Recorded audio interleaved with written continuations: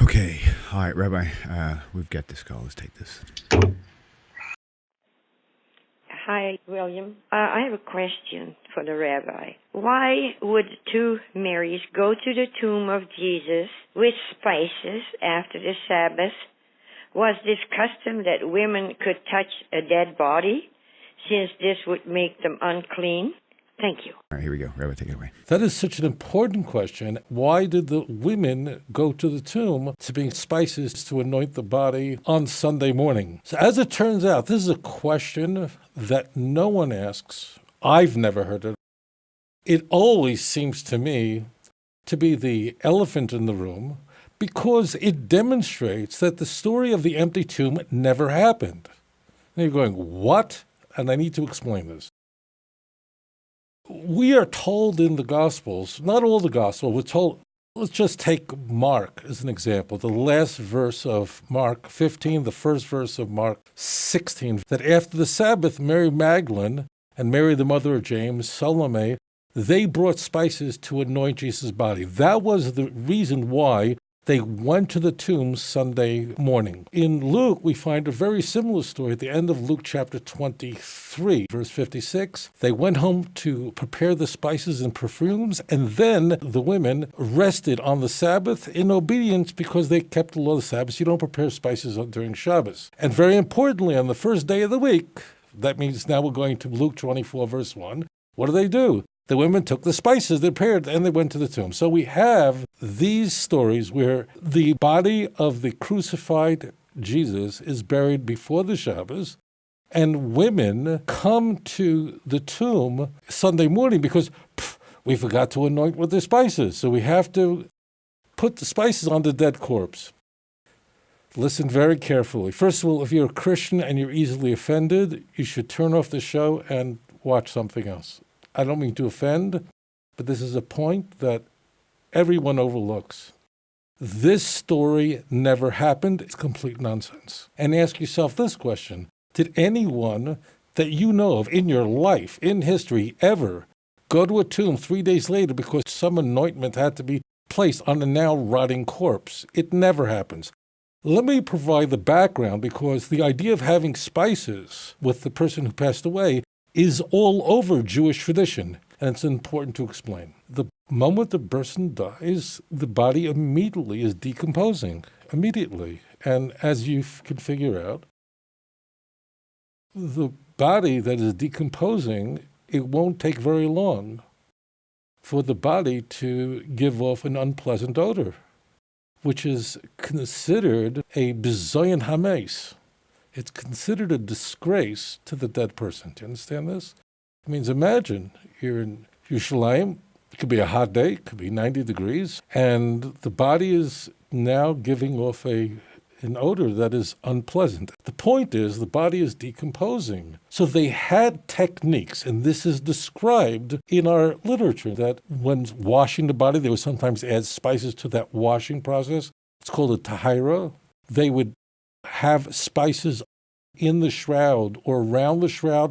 There was a specific combination of spices that were so strong that would completely mask the smell of the decaying body. The point is that until you get inside the tomb, it could be hours and hours. So therefore, in short, the spices are added so that during the funeral procession, so that during the burial procession, no one smells the odor of the decaying body. That's the whole point of it. Once the body is buried, and I think you know where this is all going, nobody digs up a dead body, or in this case, if it's buried in a mausoleum or buried in a cave, no one uncovers the cave 3 days later to put spices inside.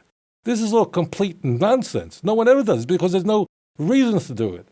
The whole point of adding spices, it's not like you have to have spices. If there's no spices with the body, then the body doesn't go to heaven. It has nothing to do with this. There's no mystery to all this. Therefore, the story that we find in the very first verse of Mark chapter 16, in Luke in chapter 24, verse 1, that never happened. That's all nonsense. There was no reason to go to a tomb after someone's been in it for 3 days. What are you trying to do? You're trying to make sure who can't smell the body.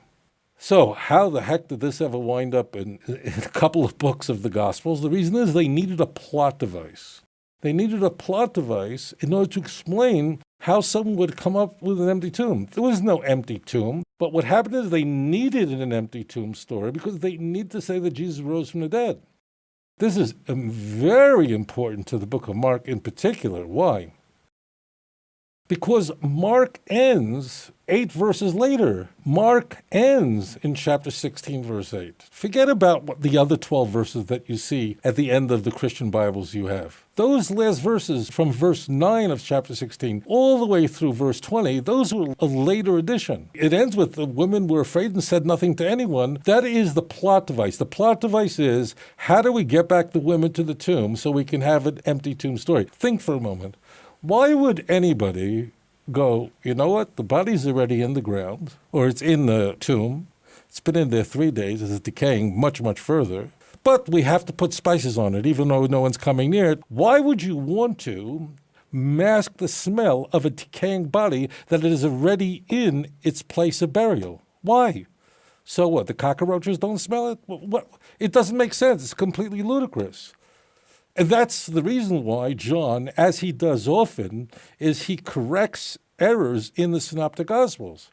And John introduces us to a character that was unknown in all the Synoptic Gospels, unknown in the letters of Paul, and that's Nicodemus. Nicodemus is important for Jesus' conversation, chapter 3, not going there now. He changes it to have Nicodemus take care of everything, the spices and so on, before the burial. Now, I don't want to waste time talking about there's a contradiction, because why would the women have to add spices after Nicodemus did it already? What happened is the author of John is simply correcting this.